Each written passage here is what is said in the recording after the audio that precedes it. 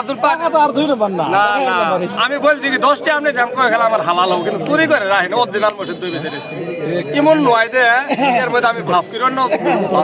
direct original মসজিদ দুই দিব আমি হাত তো না বাদে টিয়া ফেরত নেন বাসন দেন 10টি আর কেন আপনি কি করেন জিনিসটা মাথার পাবেন দেন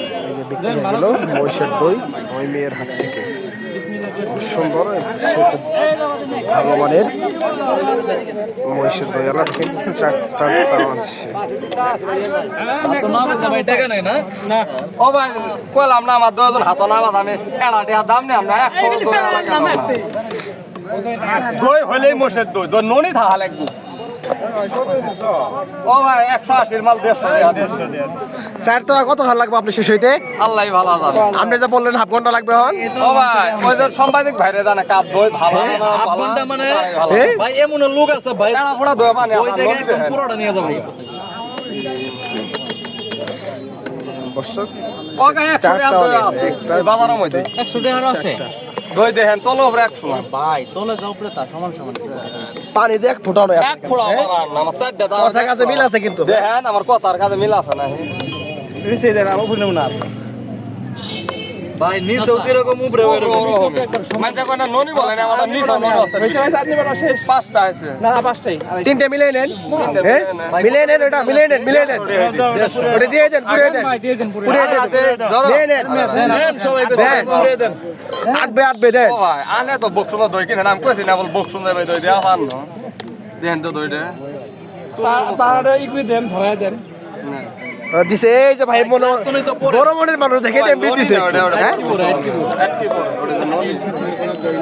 কথা দাও দূরে তিনাতেন তাড়া নিয়ে জানা